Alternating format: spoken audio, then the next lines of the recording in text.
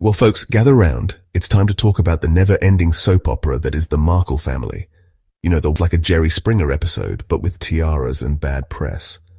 At the center of it all is Thomas Markle, Meghan's father, who seems to have missed the memo on what it means to be a supportive parent. This is a man who, instead of celebrating his daughter's success, seems hell-bent on tearing her down. Why? Well, the answer appears to be a toxic cocktail of bitterness, greed, and a desperate desire for the spotlight. And let's be clear, this isn't just a case of a father being a bit grumpy. This is a pattern of behavior that goes beyond the pale. We're talking staged paparazzi photos, interviews bashing his own daughter, and a constant stream of negativity aimed at Meghan and her new life. It's enough to make anyone want to crawl under a rock and hide. But Meghan, bless her soul, is made of stronger stuff. She's refused to be dragged into the mud, and instead has continued to rise above it all. She's a modern-day princess who's not afraid to stand up for what she believes in, even when it means going against the grain. Now that's the kind of royalty we can get behind. Now Thomas Markle would like you to believe that he's the real victim in all of this. He's painted himself as a heartbroken father, cast aside by his daughter and left to fend for himself. He whines to the press, claiming he's been silenced and ignored, all while happily giving interviews left, right, and center. The irony, of course, is thicker than a bowl of cold porridge. This is a man who, despite countless attempts by Meghan to reach out and reconcile, has chosen to air his dirty laundry in the most public way possible. He's like a broken record, repeating the same tired narrative of betrayal and hurt, all the while ignoring his own role in the breakdown of their relationship. It's a classic case of narcissistic victimhood, where the perpetrator manipulates the situation to paint themselves as the one who's been wronged. He wants sympathy, he wants attention, and most importantly, he wants to control the narrative. But here's the thing, we're not buying it. We see through the crocodile tears and the carefully crafted sound bites. Thomas Markle is not a victim. He's an opportunist. He saw his daughter's newfound fame and influence as a way to line his own pockets and boost his own ego.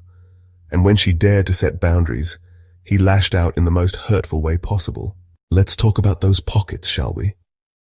Because Thomas Markle's attempts to profit off his daughter's name are about as subtle as a sledgehammer. From staged paparazzi photos to paid interviews with the highest bidder, he's treated his relationship with Meghan like a commodity to be exploited.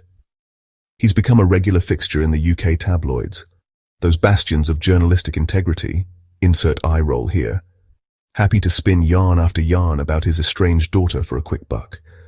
He's like a walking, talking cash cow, mooing for attention and getting milked dry by the very media outlets that gleefully fan the flames of this family drama. And just when you thought he'd reached peak absurdity, he outdoes himself. Recently, he's been parading around his latest demand, a reconciliation meeting, on camera, of course, because nothing says I genuinely want to repair our relationship like inviting a film crew to document the whole thing. It's a transparent ploy for attention, a desperate attempt to insert himself back into the narrative and squeeze a few more drops of fame and fortune out of his daughter's name. But here's the thing, Thomas, the jig is up. We see you for what you are, a man who values notoriety above family, and who's willing to sell his own daughter down the river for a quick payday. Now let's talk about those UK tabloids, shall we? Because they're not just innocent bystanders in this whole mess. They're active participants, gleefully fanning the flames of this family drama and profiting off the backs of both Meghan and her father. They're like vultures circling a carcass, eager to pick at the bones of this very public feud. They print every salacious rumor, every manufactured controversy, every bitter word uttered by Thomas Markle, all the while hiding behind the thin veil of public interest. And let's be clear, their interest isn't in the truth. It's in selling papers, generating clicks, and perpetuating a narrative that paints Meghan as the villain of the piece. They've demonized her from day one, criticizing her every move, questioning her motives, and using her biracial heritage as a weapon against her. And Thomas Markle? He's their useful idiot, a pawn in their Game of Thrones. They exploit his bitterness, his desperation, and his willingness to throw his own daughter under the bus, all to further their own agendas. It's a toxic symbiosis, a mutually beneficial relationship built on negativity, exploitation, and a complete disregard for the truth. But while the UK tabloids and her own father seem determined to drag her down, Meghan Markle is busy building her own empire. She's a woman on a mission, and she's not letting the haters and naysayers stand in her way. She's got her Netflix deal, her Spotify podcast, her Archewell Foundation, and a whole host of other projects in the works. She's using her platform to amplify the voices of the marginalized, to advocate for social justice, and to promote compassion and empathy.